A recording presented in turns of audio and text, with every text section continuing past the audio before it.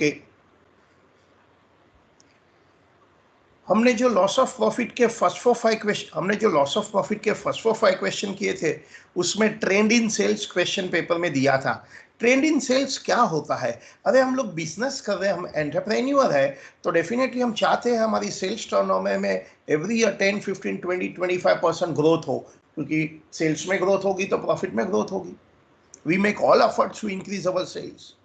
First 4-5 questions of this chapter हमें question paper में ही ट्रेंड दिया गया था कि एवरी ईयर हमारा ट्रेंड क्या है, सेल्स का इंक्रीजिंग है या नहीं है। ओके, बट ये ट्रेंड कैलकुलेट कैसे करना है? कैलकुलेट तो देखते हैं, मैंने लास्ट वीडियो में बताया था ट्रेंड कैलकुलेट कैसे होते हैं। ये वीडियो में हम एक बार और देख लेते हैं। आपको लिखना नहीं है, कल के ही डेटा है। अप्रैल टू जून मेरा टर्नओवर 250 है, सितंबर 250, 250, 250। क्वार्टर ऑन क्वार्टर मेरा लास्ट ईयर में इक्वल टर्नओवर था, 10 लाख का सेल, 250 ईच। अब करंट ईयर हो गया, ईयर ऑफ फायर 07, तो फर्स्ट क्वार्टर में 2,75 है, 30 जून फायर हो गया, फिर 3 मंथ मेरा बिजनेस अफेक्ट हो गया। अफेक्टेड पीरियड में मेरा सेल्स 20 है। अब क्वेश्चन है ट्रेंड बताओ, प्रॉफिट सेल्स का ट्रेंड क्या है? Then short sales, annual turnover, adjusted annual turnover. अब डायग्राम देख के मुझे बताइए मेरा ट्रेंड क्या है, मतलब मेरा बिजनेस ग्रो हो रहा है कि नहीं हो रहा है? बताइए ट्रेंड क्या है, करंट ईयर का ट्रेंड क्या है? करंट बताइए, ट्रेंड कैसे कैलकुलेट किया जाता है? तो ध्यान से समझना, there is always an assumption that trend is effective from first day of current year.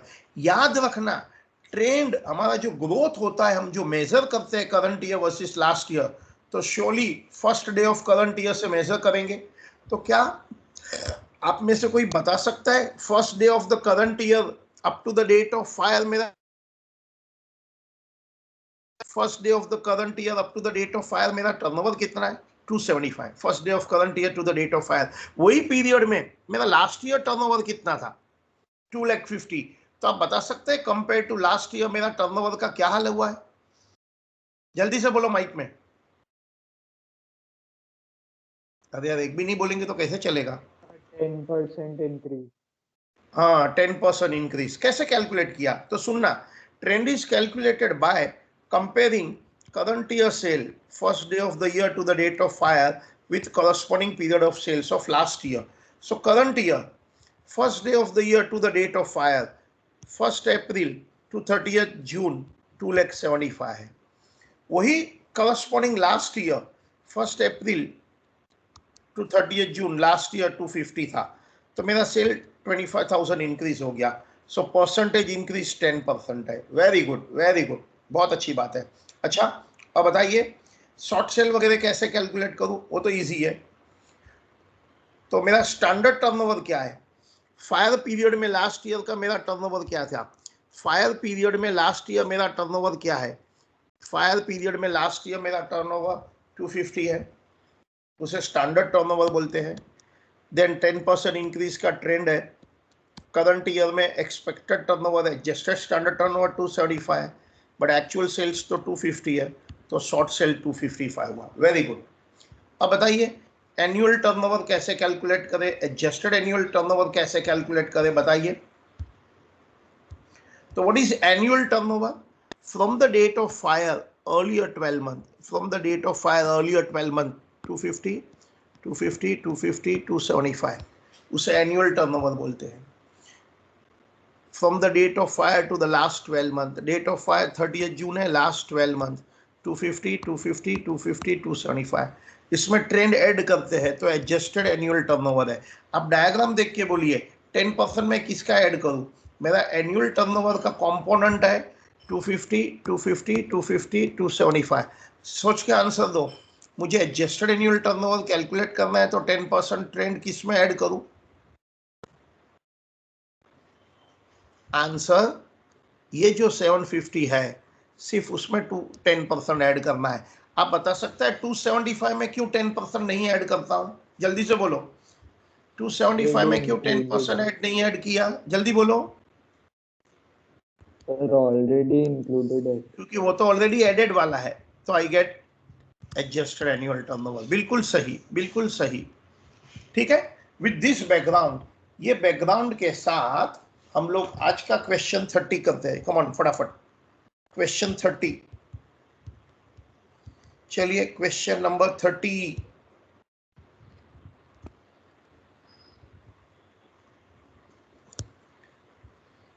Question 30, question number 30 कर रहे हैं। चलिए क्वेश्चन नंबर 30 पर चले।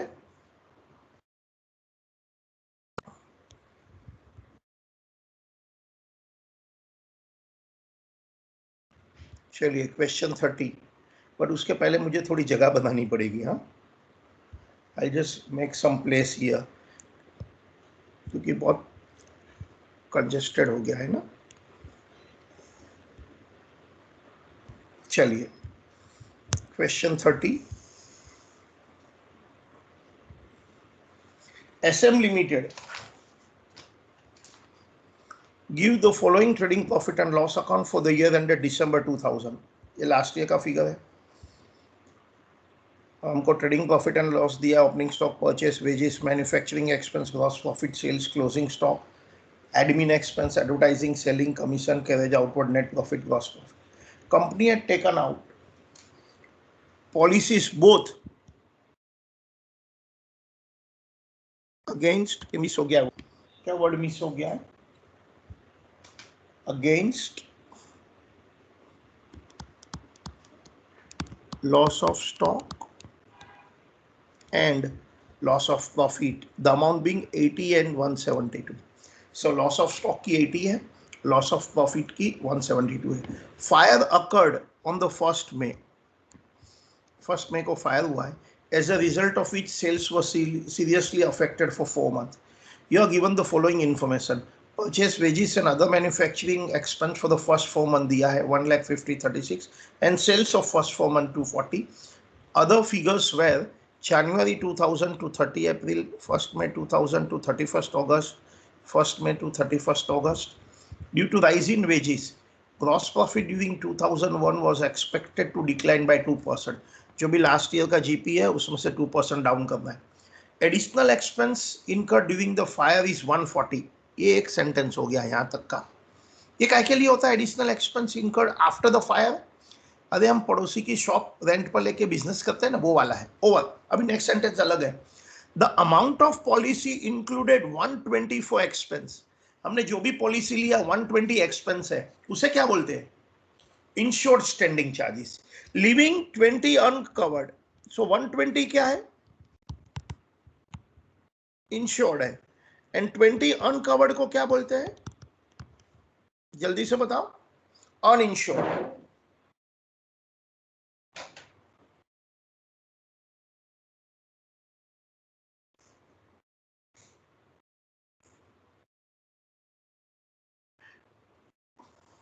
वन 120 को इंश्योर्ड बोलते हैं, 20 को अनइंश्योर्ड बोलते हैं। वापस, amount of policy included 120 for expenses. तो जो इंक्लूडेड होता है उसे तो इंश्योर्ड बोलते हैं। लिविंग 20 अनकवर्ड, तो 20 को अनइंश्योर्ड बोलते हैं। Ascertain the claim for loss of stock and loss of profit. हमें loss of stock and loss of profit दोनों पूछा गया है। बताइए मैं सम स्टार्ट कैसे करूं? दो क्वेश्चन है, नॉन कनेक्टेड है, पता है ना। लॉस ऑफ स्टॉक को कोई कनेक्शन नहीं है लॉस ऑफ प्रॉफिट से। क्वेश्चन 30 कर रहे हैं, तो जरा मुझे हेल्प करो, सम स्टार्ट कैसे करूं? जल्दी से बोलो, बाकी छोड़ो। तो loss of stock part 1 start करें। लॉस ऑफ प्रॉफिट के बारे में कुछ सोचना ही नहीं है, कुछ नहीं सोचना है।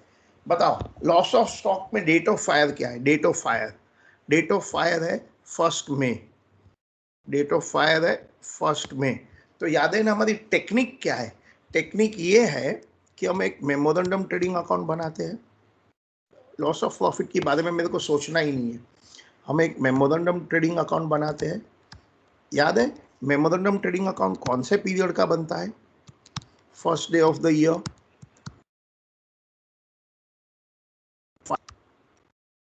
First day of the year to the date of fire. आप लोग भी मेमोरेंडम ट्रेडिंग अकाउंट बना दो, बाकी की बात बाद में करेंगे। First day of the year to the date of fire, first day of the year to the date of fire का एक हम मेमोरेंडम ट्रेडिंग अकाउंट बना देते हैं। बाकी का प्रॉब्लम भूल जाओ, अंदर क्या दिया है नहीं दिया है। हमें क्वेश्चन में बहुत क्लियरली बोला है मुझे claim for stock and profit दोनों करना है, तो let's concentrate on stock, forget about the profit. Technique क्या है? मेमोरेंडम ट्रेडिंग अकाउंट बनाते हैं first day of the year to the date of fire, last year closing stock is current year opening stock, that is 70,000। फिर हमें क्या दिया है? फिर हमें परचेसेस दिया है, फिर wages and other manufacturing expenses दिया है, ऑफ कोर्स ग्रॉस प्रॉफिट तो हमको लिखना होता है, फिर हमें सेल्स दिया है, and obviously closing stock on the date of fire balancing figure बनता है, closing stock on the date of fire balancing figure बनता है। बताइए, purchase wages and other expense, purchase wages and other expense दिया है 1,50,000 and sales भी दिया है, तो लिख डालो purchase wages other expense and sales दिया है, तो आप लिख डालो परचेसिस 1 लाख दिया है, वेजेस मुझे 50,000 दिया है, अदर मैन्युफैक्चरिंग एक्सपेंस मुझे 36,000 दिया है, सेल्स मुझे 2,40,000 दिया है, क्लोजिंग स्टॉक तो बैलेंस। सोच के आंसर दो, ग्रॉस प्रॉफिट का क्या करें? सोच के आंसर दो, ग्रॉस प्रॉफिट का क्या करें?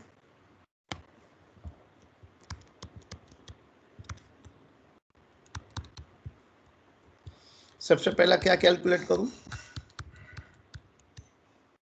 ये अकाउंट्स वाला जीपी है, इंश्योरेंस कंपनी वाला जीपी नहीं। हम लास्ट ईयर का जीपी कैलकुलेट करेंगे। क्या आप में से कोई बता सकते हैं लास्ट ईयर का जीपी क्या है? GP ratio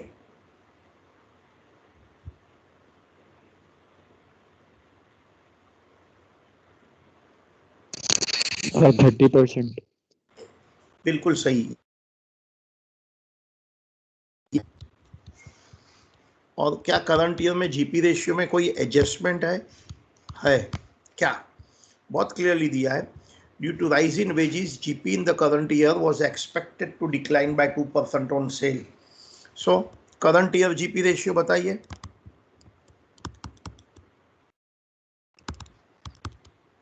%30 minus 2% equal to 28%. So current year का GP ratio will be 28%.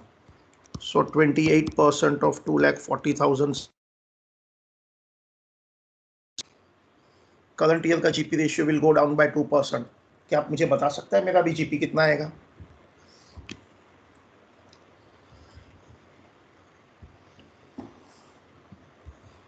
Answer 67,200। Alright, मुझे balancing figure closing stock on the date of fire बता दीजिए।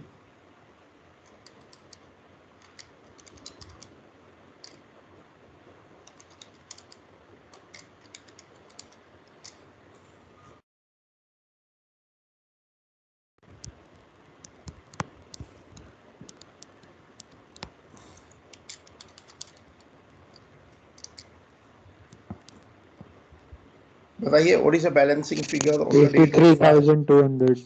वेरी नाइस, बहुत अच्छी बात है। ओके, अब बताइए मैं क्या कैलकुलेट करूं?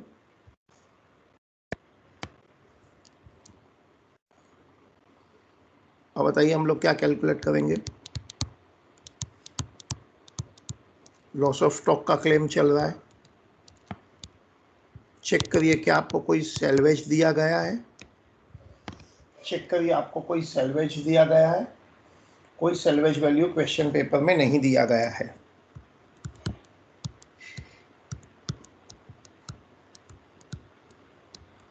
तो ये मेरा लॉस ऑफ स्टॉक है। ओके, बताइए इंश्योरेंस क्लेम कैसे कैलकुलेट करते हैं?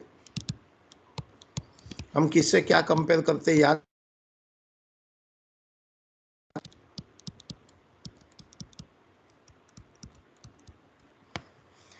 बताइए इंश्योरेंस क्लेम में हम किससे क्या कंपेयर करते हैं?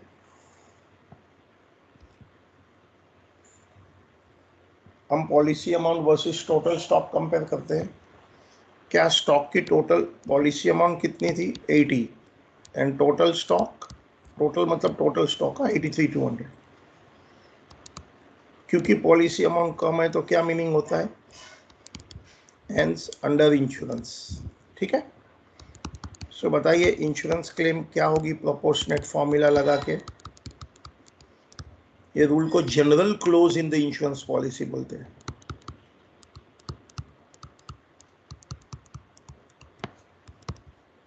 तो पॉलिसी 80,000, टोटल स्टॉक 83,200 है, एंड लॉस भी 83,200 है। तो बताओ हमारी क्लेम कितनी हो गई? 80,000। ये हमारा first part of the answer था।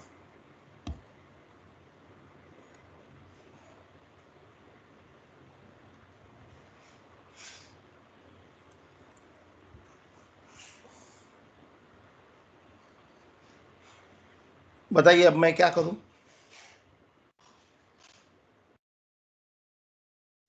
तो बोलिए अब मैं क्या करूं?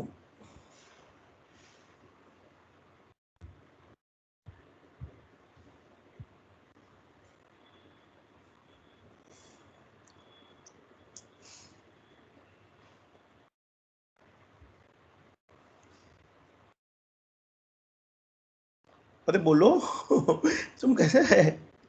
अब मैं क्या करूं, आगे बोलो। अब सेकंड पार्ट पर चले। बताइए what is my second part? What is our second part? Part B.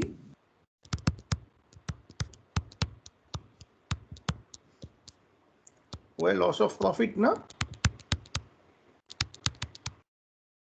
Yes, sir. इसमें एक सबसे पहला जीपी रेशियो कैलकुलेट, कोई डाउट है तो बोलो ना। सबसे पहले मुझे लास्ट ईयर का जीपी रेशियो कैलकुलेट कर दो।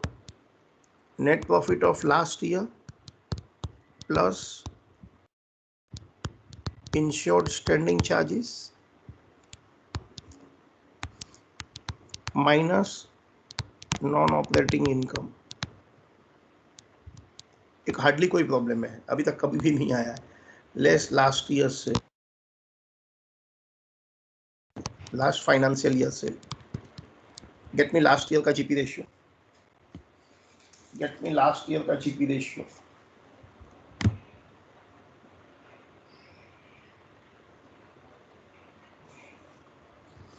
मुझे लास्ट ईयर का जीपी रेशियो बता। Tell me what is the net profit of last year. Insured standing charges तो पता है ना, डायरेक्टली दिया था।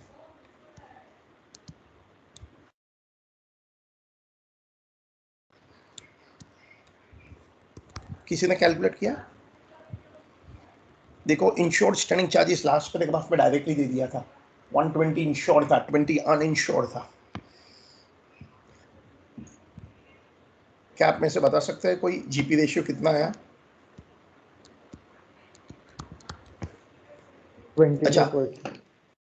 Okay, current year of fire में कितना आएगा?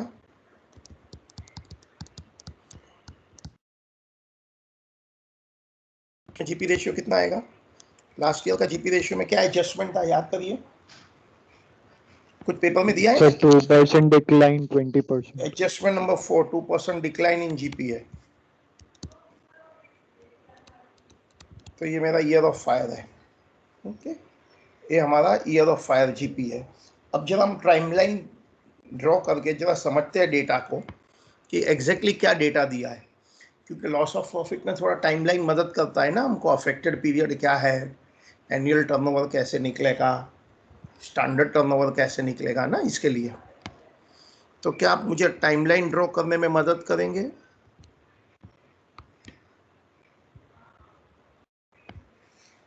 क्या आप मुझे टाइमलाइन ड्रॉ करने में मदद करेंगे? ये 1 जनवरी 2000 लास्ट ईयर है, फिर 1 जनवरी 2001 करंट ईयर है। क्या आप बता सकते हैं डेट ऑफ फायर कब है?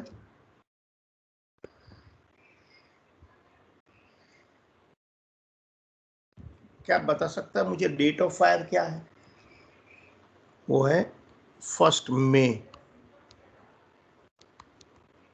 1 मई, वो है मेरी डेट ऑफ फायर। क्लियरली बोला है।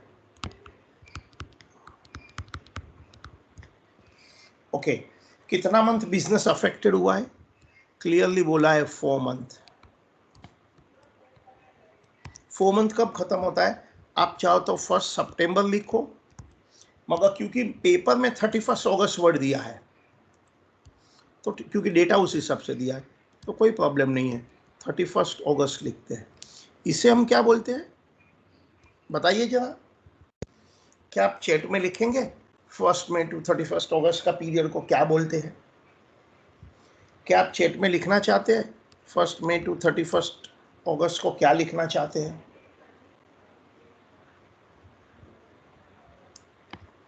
क्या लिखना चाहते हैं?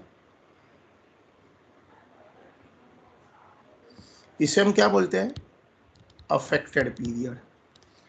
क्या बता सकता है अफेक्टेड पीरियड में हमारे पेपर में क्या? वेरी नाइस, हमारे पेपर में वेरी नाइस प्रेरणा, हमारे पेपर में अफेक्टेड पीरियड को क्या टर्नओवर दिया गया है?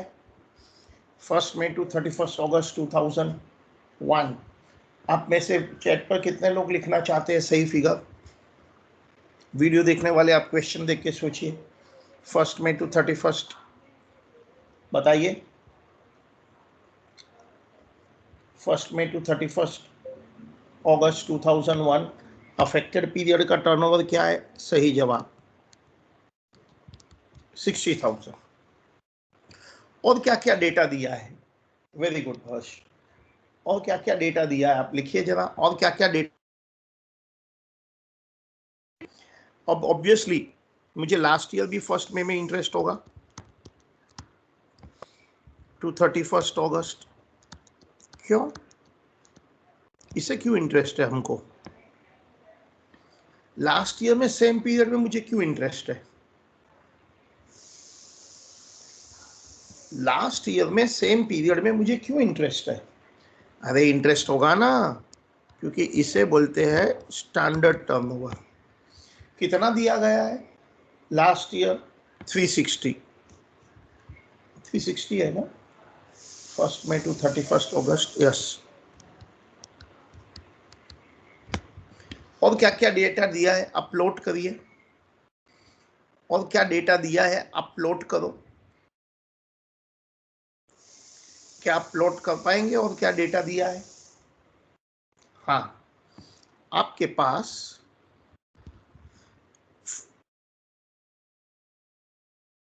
First day to the date of file का टर्नओवर दिया गया है। वो आपको मेमोरेंडम ट्रेडिंग में भी तो आपने लिखा था, first day of the year to the date of fire. उन्होंने 30 अप्रैल वर्ड लिखा है, वही हो गया ना, 1 मई और 30 अप्रैल जो भी बोले।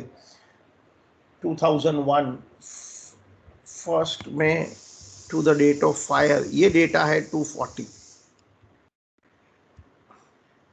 सेम पीरियड में, सेम पीरियड में लास्ट ईयर कितना है? 3 लाख। जितना डेटा दिया है, डायरेक्टली दिया है, मैं उसे प्लॉट करता हूं। अब मुझे बताओ शॉर्ट सेल कैसे मिलता है? आप लिखना मत, स्टैंडर्ड टर्नओवर, फिर ट्रेंड, इंक्रीज या तो डिक्रीज, जो भी है, जो भी है ट्रेंड, फिर अफेक्ट, फिर एक्चुअल सेल, और मुझे शॉर्ट सेल मिलता है। तो बताइए अभी मैं कौन सा फिगर कंप्यूट करूं? मुझे माइक लिख के बताओ चैट में। अब मैं नेक्स्ट क्या कंप्यूट करूं? मेरा इंटेंशन शॉर्ट सेल पर पहुंचना है। उसकी टेक्निक है standard turnover, trend, short cell. तो चैट में लिख के बताओ विच फिगर, एंड इनफैक्ट आप कंप्यूट करके भी दे दो। मैं तो बोलता हूँ पहला कौन सा फिगर कंप्यूट करें। क्या आप में से कोई माइक पर नहीं बोलना चाहते हैं? कोई नहीं बोलना चाहते हैं? मैं अकेला मशीन को पढ़ाऊं क्या? हाँ, oh very good very good, Harsh plus 21 people have replied, बहुत अच्छी बात है। Harsh and 21 people nicely replied, very good. आपको ट्रेंड इन सेल कैलकुलेट करना है, वेरी नाइस, बहुत अच्छी बात है।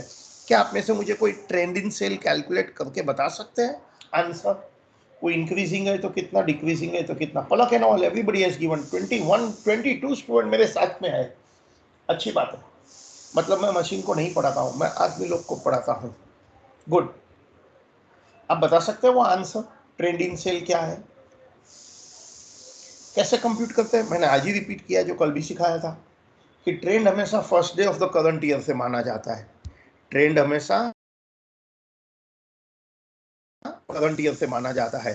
So first day of the current year से डेट ऑफ फायर तक का ट्रेंड होता है, ये ट्रेंड पीरियड होता है। उसे हम same period but last year के साथ कंपेयर करते हैं, same period but last year के साथ कंपेयर करते हैं। और क्या आप में से कोई मुझे आंसर देना चाहता है? क्या आप में से कोई आंसर देना चाहता है ट्रेंड क्या है मेरा? क्या आप में से मुझे कोई आंसर देना चाहता है ट्रेंड क्या है? Very nice, very nice, 20% decline, बहुत अच्छी बात है। बस यही तो मुझे लिखना है, तो लिखिए कैलकुलेशन ऑफ ट्रेंड, बहुत अच्छा। Calculation of trend in sales. Trend period किसको बोलते हैं? Trend period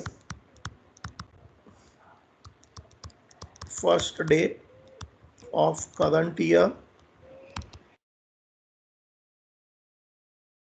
to date of fire. So that is 1/1/2001 to the date of fire. ये 240 था। इसको किसके साथ चेक करते हैं? corresponding period last year. So what is that corresponding period last year? आप 1 मई लिखो या 31 अप्रैल लिखो, वट एवर यू वॉन्ट। वैसे उन्होंने डेटा 30 अप्रैल के हिसाब से दिया है इफ यू वॉन्ट, बट आपने मई लिखा तो मुझे प्रॉब्लम नहीं है।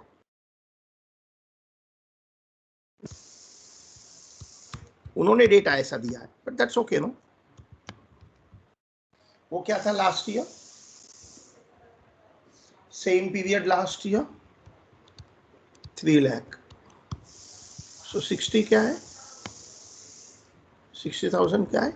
Decrease in sales, and percentage decrease क्या है?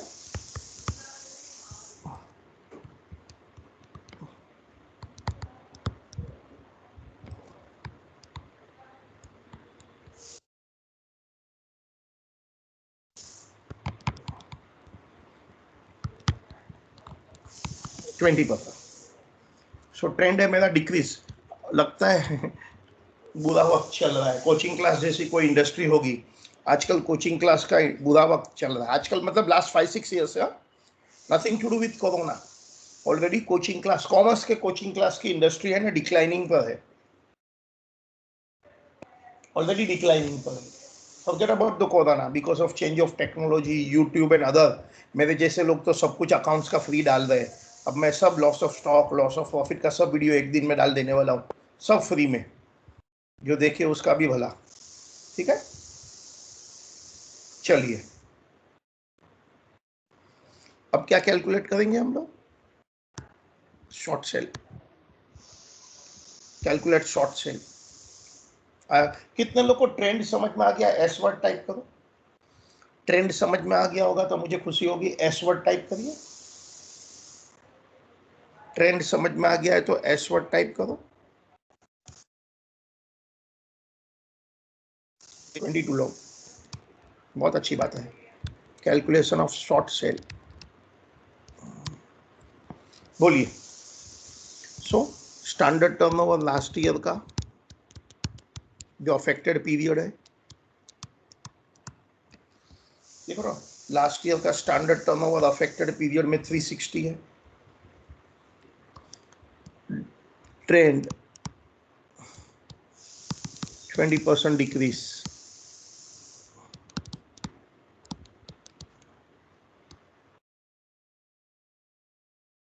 टू 88, इसे बोलते हैं adjusted standard turnover. Actual sales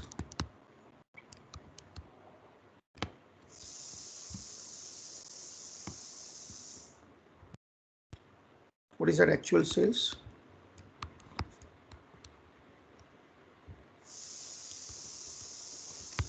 Short sale,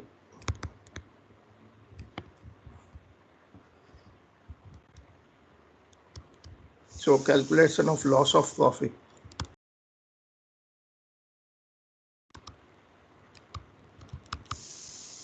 क्या आप बता सकते हैं लॉस ऑफ प्रॉफिट कितना होगा?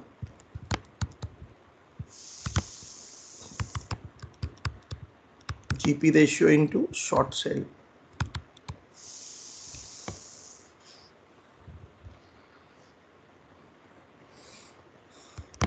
जीपी रेशियो वॉस 20% था ना, जीपी रेशियो किधर तो हमने कैलकुलेट किया है ना, हाँ देखो ना, ईयर ऑफ फायर इंश्योरेंस वाला जीपी है, लॉस ऑफ प्रॉफिट वाला जीपी 20% है।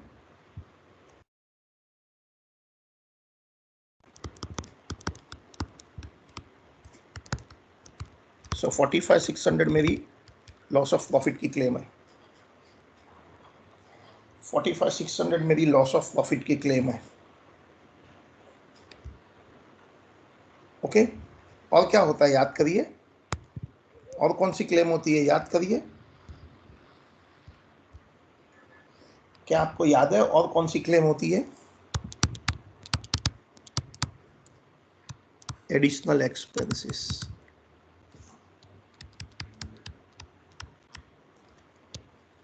याद है ना, ABOC, A actual additional expenses हमको डायरेक्टली दे दिया है somewhere in the adjustment number 5, adjustment number 5 में दे दिया है actual additional expense 140,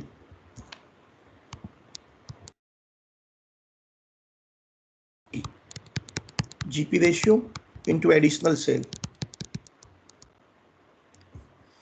GP ratio 20% है, एडिशनल सेल मतलब हमने जो पड़ोसी की दुकान रेंट पर लेके बिजनेस किया है उसमें कितना सेल हुआ। यदि वो अलग से एडिशनल सेल नहीं देते हैं तो हम मानते हैं जो भी हमारा एक्चुअल सेल अफेक्टेड पीरियड में है वो खुद पूरा का पूरा एडिशनल सेल है। If we are not given separately what is the additional sale, then we believe the entire sale in the affected period is the additional sale by itself. Okay, and C, GP on AAT upon GP on AAT plus uninsured standing charges into additional expense। ये formula relevant कब बनता है? जब हमारे पास कुछ uninsured standing charges है तो हमको एडिशनल एक्सपेंसेस में से प्रोपोर्शनेट क्लेम मिलता है। तो उसके लिए मुझे जीपी ऑन एएटी कैलकुलेट करना पड़ा। जीपी ऑन एएटी कैसे कैलकुलेट कर सकता हूं?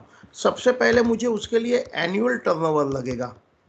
एनुअल टर्नओवर क्या होता है? From date of fire to last 12 months, from date of fire to last 12 months। मेरी डेट ऑफ फायर 1 मई है तो उसका लास्ट 12 मंथ 1 मई 2000, उसे एनुअल टर्नओवर बोलते हैं। उसके लिए आपको डायग्राम देखना पड़ेगा कि 1 मई 2000 टू 1 मई 2001 annual turnover from date of fire to last 12 month. तो आप डायग्राम देखिए, ये 1 मई से ये 1 मई, ये एनुअल टर्नओवर है।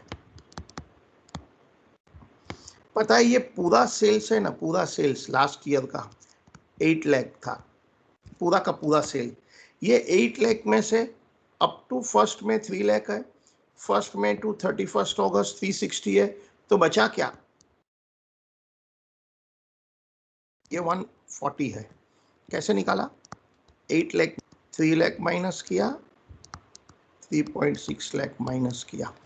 अब बताओ मेरा एनुअल टर्नओवर क्या हुआ, यहाँ से फर्स्ट में से लेके ये फर्स्ट में, तो आंसर ये 360, ये 140 और 240, उसे एनुअल टर्नओवर बोलते हैं। बाद में जो मेरा ट्रेंड है डिक्रीजिंग 20%, वो सिर्फ किसके पर अप्लाई करना होता है? ये वाले फिगर के ऊपर, क्योंकि ये तो ऑलरेडी ट्रेंड एडजस्टेड है। तो कैलकुलेट करिए, 360 प्लस 140 प्लस 240 कितना हो गया? 840। चेक कर लीजिए जरा कितना हो गया, कि 740? 740। अच्छा, उसमें से जो डिक्रीजिंग ट्रेंड है to get an AAT less decreasing 20%, वो सिर्फ किसके पर अप्लाई करना होता है? ये 360 एंड 140। पता है हम 240 पर क्यों नहीं अप्लाई करते?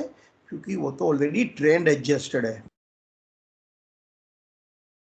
तो ये हो गया 1 लाख, तो ये हो गया 640 AAT एडजस्टेड एनुअल टर्नओवर, ये हो गया AAT। अब बता सकते हैं आप GP ऑन AAT क्या है? 20% of 640 is 128 GP on AAT। ठीक है,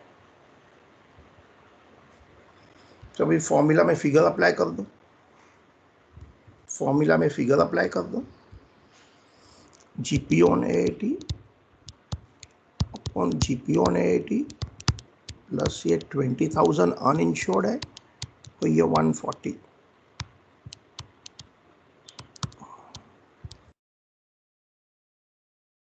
GP on AAT upon GP on AAT uninsured and ये एडिशनल एक्सपेंस। आप यदि इसमें से सॉल्व करेंगे तो ये आंसर आता है 121,081, 121,081। ठीक है, तो whichever is less, 140, 12, 121,081, tell me which is less?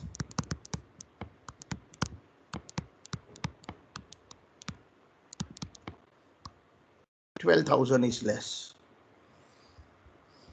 12,000 is less. So claim for additional expense 12,000 है, claim for loss of profit 45,600 है। सम खत्म हो गया, सम खत्म हो गया। आगे चले, statement of claim.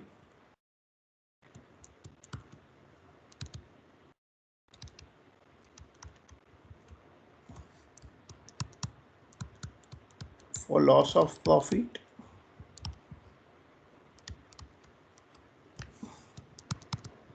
for additional expense,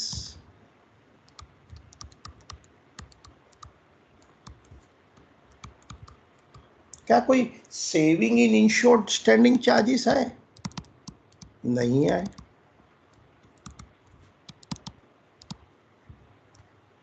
saving in insured standing charges नहीं है। Saving in insured standing charges नहीं।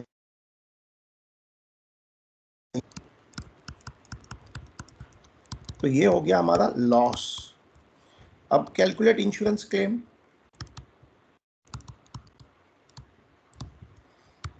इसके लिए मुझे पॉलिसी अमाउंट को GP ऑन AAT के साथ कंपेयर करना होता है।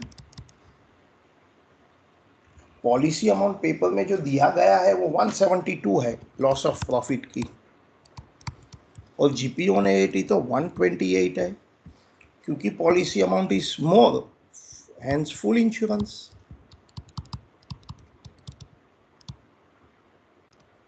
पॉलिसी अमाउंट 172 है, GP on AAT is 120, full insurance, hence full claim.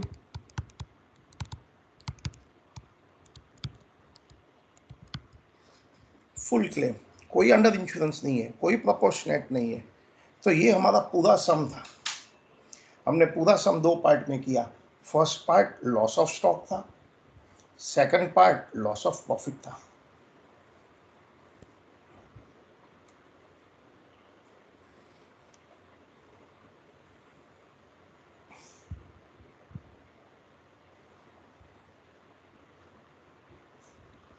Time भी खत्म होने को आ गया है, आप टीम छोड़ के जा भी सकते हैं। Thank you, sir. You can leave the team, no issue.